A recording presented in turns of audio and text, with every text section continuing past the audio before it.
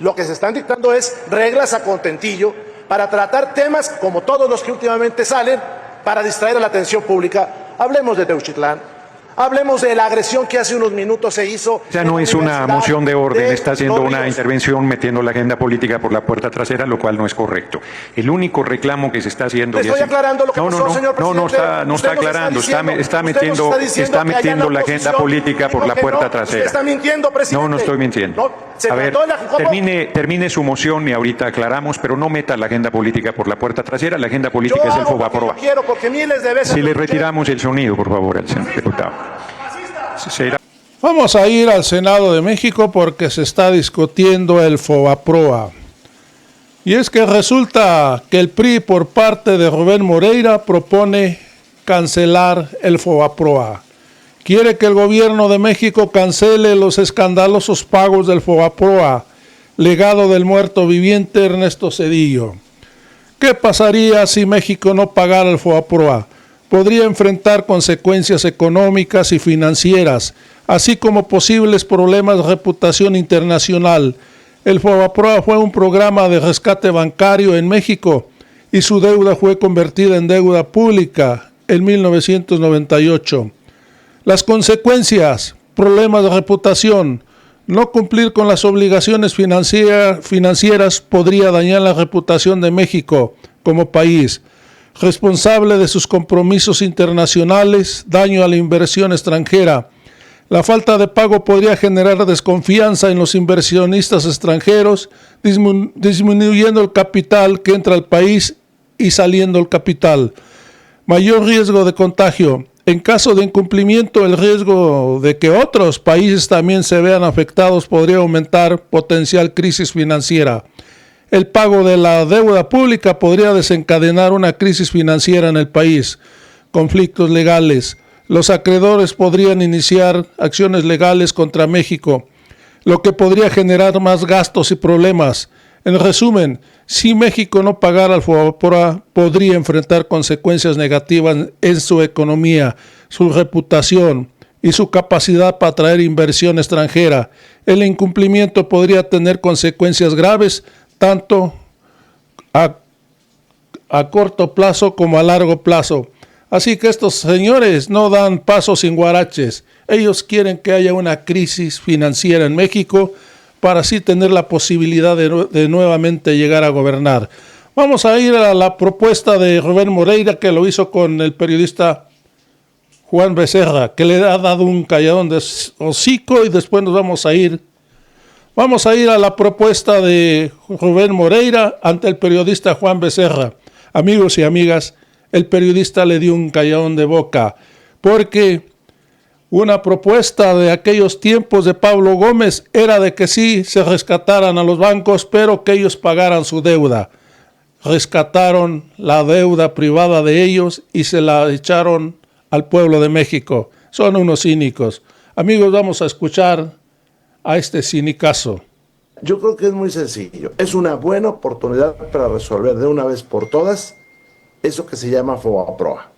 Creo que hubo dos buenos productos. Uno fue el IPAP, que ahí está funcionando, y el otro salvar a buenos inversionistas. Hubo una parte de pequeños ahorradores, de inversionistas, que si no, pues hubiéramos quebrado como nación.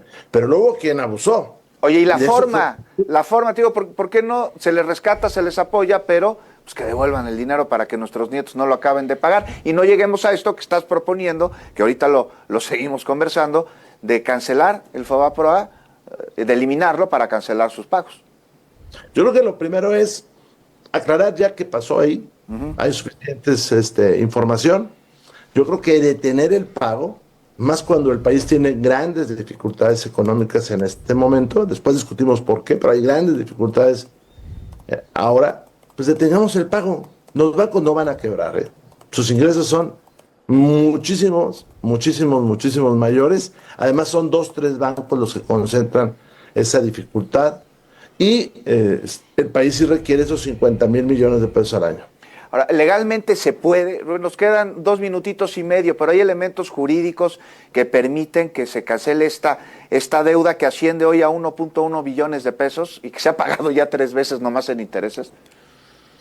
Pero sí se puede, porque acuérdate que un pago ilegal, pues no se puede sostener, y más cuando es dinero público. Si fuera dinero de particulares, pues ya sigue otra ruta. Entonces implicaría la acción penal sobre varias personas. Hay comisiones ya, me parece que en las dos cámaras para investigar al Fobaproa.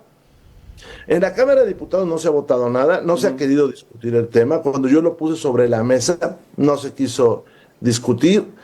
Sí es una cantidad que empezó siendo $500 millones y ya va en 1.2 billones de pesos, 1.3 billones de pesos. Comparado con el endeudamiento del país en los últimos años, pues es una cifra muy dispar, ¿no? Sí, y además hemos pagado 2 billones, o sea, unas... Sí, hijos, eso. Pues ya escuchamos hoy, después de que endrogaron al país, se han vuelto los paladines de los mexicanos. Amigos y amigas, no hay duda que son unos cínicos. Vamos a ir al Senado de México porque se calentaron las cosas en la discusión del Fobaproa. Vamos a ir al video. No pasa nada, no pasa nada. La diputada Padierna estaba haciendo la función de secretaria, entonces no podía estar en su escaño. Pero ella tiene la presentación del tema. Con la venia del presidente, vamos a abordar este tema que afortunadamente entró nuevamente en la agenda política de nuestro país, recordando que el 12 de diciembre, Día de la Virgen de Guadalupe para colmo, de 1998, se consumó el fraude más grande de la historia de México. Las deudas de unos cuantos banqueros y una élite privada corrupta, Zedillo las convirtió en deuda pública, en deuda de todos los mexicanos. Zedillo fue el aval de la ambición, de la voracidad y la torpeza de los banqueros y de los funcionarios que fraguaron ese saqueo a las arcas públicas, que priorizaron su interés mezquino a costa del empobrecimiento de México, desendeudaron a los banqueros con pagarés chuecos, ilegales e inconstitucionales para endeudar al país, una deuda que pasó del 20 al 40% del Producto Interno Bruto. Zedillo, Guillermo Ortiz Martínez y todos los responsables del saqueo bancario lavaron la cartera vencida, compraron con dinero público la basura financiera de los bancos, ocultaron las irregularidades, las ilegalidades, ocultaron su corrupción infinita, socializando las pérdidas y concentrando las ganancias en unos cuantos. Simularon una auditoría a su megafraude, una auditoría farsa desde un inicio para tapar, para cubrir las consecuencias de esos delitos y de esas irresponsabilidades.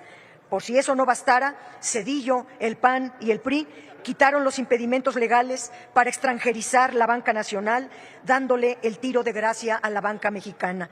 Bancos extranjeros absorbieron los bancos mexicanos en una acción totalmente oscura, sin rendirle cuentas a nadie. Ya saneados los bancos, pasaron a manos extranjeras y todas las ganancias de los bancos salieron de México desde entonces, siguen saliendo de México para enriquecer a países extranjeros porque van directo a sus matrices. Los bancos ya no prestan dinero a las actividades productivas, ya no viven propiamente de la intermediación financiera. Ahora sus jugosas ganancias provienen del presupuesto público, del pago de los intereses que año con año se pagan del Fobaproa y PAB.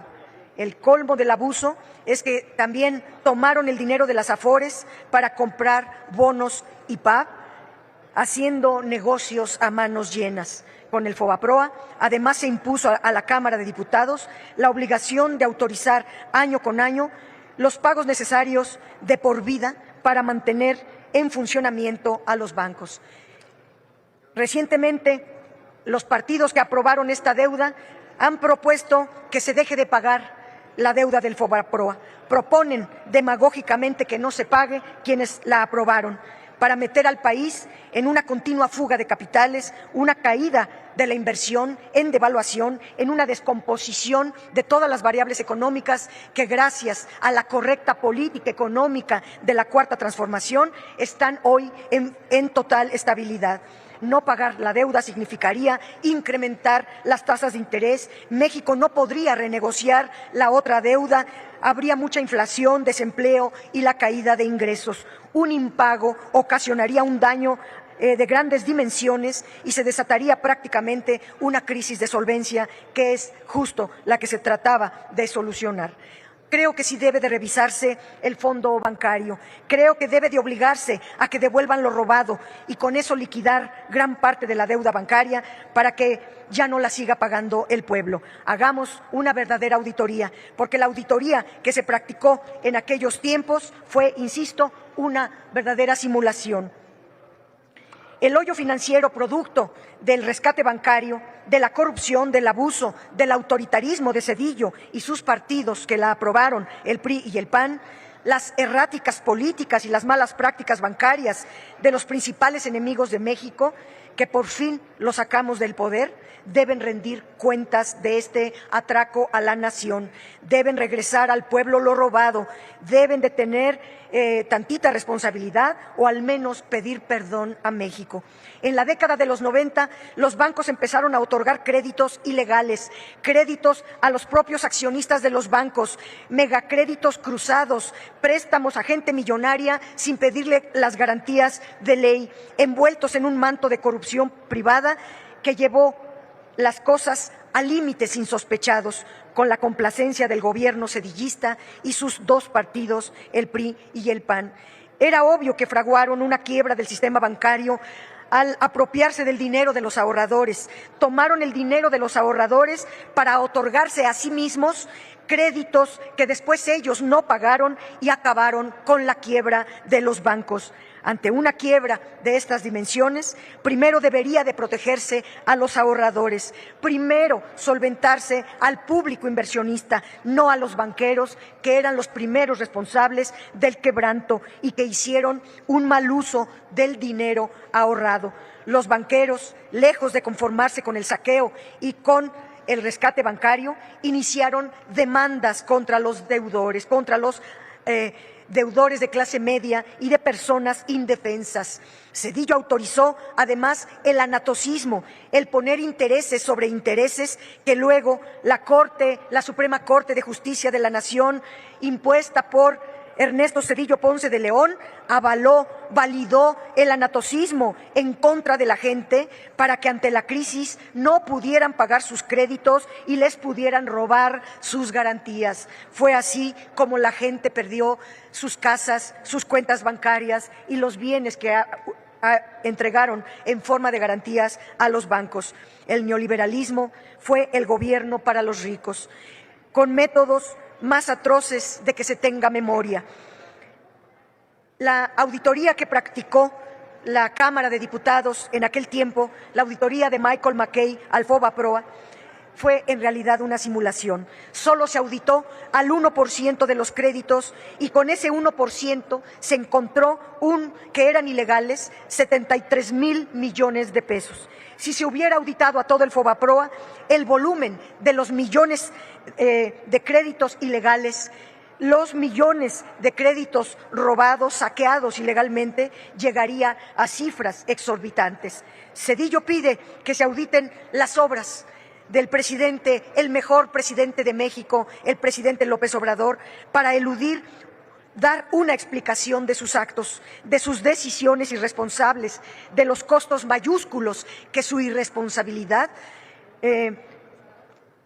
puso sobre el país. Se olvida que el aeropuerto Felipe Ángeles, el Tren Maya, el Interoceánico y todas las obras del presidente López Obrador fueron auditadas, que se auditaron esas obras y sus conclusiones son que el gobierno fue completamente responsable. Obras que existen y que son tangibles y que sirven hoy día para el desarrollo del país. No son basura financiera como lo hizo Ernesto Zedillo en su momento, violando la Ley General de Deuda, que todavía dice que se puede solicitar deuda siempre y cuando se aplique en obras que generen ganancias para su propio pago.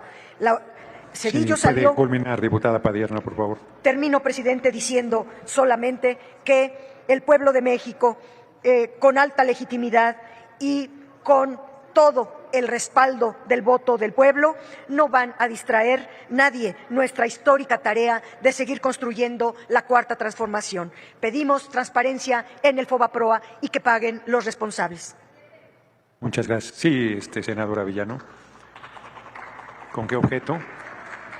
No, sonido al escaño de la senadora Villano, por favor. Una moción de orden, presidente. Adelante. Mire, en la mesa directiva se discutió que iba a ser 5 minutos por grupo parlamentario. Este no es un dictamen para que el que inicia ocupe 10 minutos. O se le da 10 minutos a todos los grupos o se hace de 5 minutos, porque no se puede hacer esto de una práctica sucesiva. Sería injusto. No es un dictamen. Gracias, presidente. Sí, la moción es improcedente, porque en la mesa directiva acordamos que el grupo que presentaba tendría 10 minutos y el resto de los grupos 5 minutos. Así se votó explícitamente. Pido a servicios parlamentarios que pase a la senadora la versión estenográfica de lo que decidimos para que no haya duda. Nosotros hubiésemos querido que lo que funcionara fuera el reglamento, pero la oposición lo detuvo en la Cámara de Diputados, entonces estamos tomando reglas sobre la marcha. Sí, se los mandamos. Sí, se los mandamos, lo detuvieron. Bueno, sí lo detuvimos, sí lo mandamos, pero, en fin, no tenemos el reglamento aprobado, entonces, en esta ocasión, ese es el formato. Lo revisaremos, si quieren, en la siguiente sesión de la mesa directiva, con mucho gusto. Sí, senador Moreira, diputado Moreira, ¿con qué objeto? De orden también, y para ilustrar a la Asamblea. Un momento, perdón. De orden, y para Adelante. ilustrar a la Asamblea. Gracias, presidente. Necesita acercarse al micrófono porque no se oye. Gracias. Para ilustrar a la Asamblea, decirle que usted no está en lo correcto, que no se discutió en la Junta de Coordinación Política ningún reglamento. Es nada más para eso, me refiero a la Cámara de las y los diputados. Hoy no tenemos ningún reglamento que rija esta función que estamos realizando, esta Asamblea. Lo que se están dictando es reglas a contentillo para tratar temas como todos los que últimamente salen para distraer a la atención pública. Hablemos de Teuchitlán. Hablemos de la agresión que hace unos minutos se hizo. Ya no es una moción de orden, está haciendo una intervención metiendo la agenda política por la puerta trasera, lo cual no es correcto. El único reclamo que se está haciendo... Estoy aclarando lo que pasó, señor presidente. No está aclarando, está metiendo la agenda política por la puerta trasera. Usted está mintiendo, presidente. No estoy mintiendo. A ver, termine su moción y ahorita aclaramos, pero no meta la agenda política por la puerta trasera. La agenda política es el FOBAPROA. Si le retiramos el sonido, por favor, al señor diputado.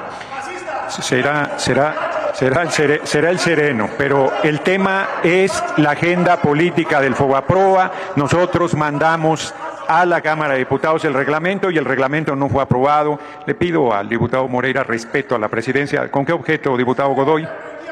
Es moción de orden, señor presidente. Efectivamente no hay un reglamento. Las razones que hayan sido, no hay un reglamento. Si lo hubieran pasado al Pleno, lo hubiéramos votado y hubiera pasado a la Cámara de Senadores, pero no hay un reglamento. Y no es cierto que a falta de un reglamento actual no se pueda utilizar otro reglamento. Es de explorado derecho que el anterior reglamento es el que se utiliza siempre como una ley previa, es algo que todo el mundo sabemos. Entonces yo lo que solicito es de que la presidencia presente en la próxima sesión un proyecto de reglamento para sesionar, pero mientras está vigente el anterior. Esa sería mi moción de orden, señor presidente. Sí, un momento, senador Añorbe, un momento. Solo insistir que efectivamente no hay un reglamento, que se aprobó en la Cámara de Diputados, se envió a la Cámara de Senadores, se hicieron modificaciones, se regresó a la Cámara de Diputados y ya no fue aprobado. Entonces, el día de hoy estamos debatiendo con las reglas que acordamos en la mesa directiva. Ahí no hay ningún abuso ni ningún atropello y son bajo el formato que hemos comentado. 10 minutos el grupo parlamentario que puso el tema para la agenda política y 5 minutos para el resto de los grupos parlamentarios. La próxima semana, efectivamente, presentaremos una propuesta de reglamento para los debates de esta comisión permanente. Senador Añorbe, ¿con qué objeto? Moción de orden, si me permite. Adelante. A ver, déjeme decirle que, por supuesto, no hay reglamentillo, como se conoce en las comisiones permanentes. Pero también decirle que, de acuerdo a toda la experiencia, en todo lo que se maneja en las comisiones permanentes, en la práctica parlamentaria, siempre en agenda política se ha dado 10 minutos para cada participante. En todos, porque usted ha participado y hemos coincidido en otras legislaturas, usted diputado y yo senador, solo para poner un ejemplo, con esta práctica parlamentaria en la agenda política. Por eso es inequitativo que quien presente grupo parlamentario la agenda política, porque ustedes tienen la mayoría para siempre poner la agenda política que ustedes representan de Morena, sean 10 minutos y todos los demás participantes 5. O sea, con todo respeto, es la práctica parlamentaria de toda la vida de la Comisión Permanente del Congreso de la Unión. Es cuanto, presidente. Sí, agradezco la intervención del senador Añorbe y reitero que para la sesión de hoy es el formato que se acordó. En base a las expresiones que se han manifestado en este momento, la próxima sesión de la mesa directiva haremos los ajustes correspondientes.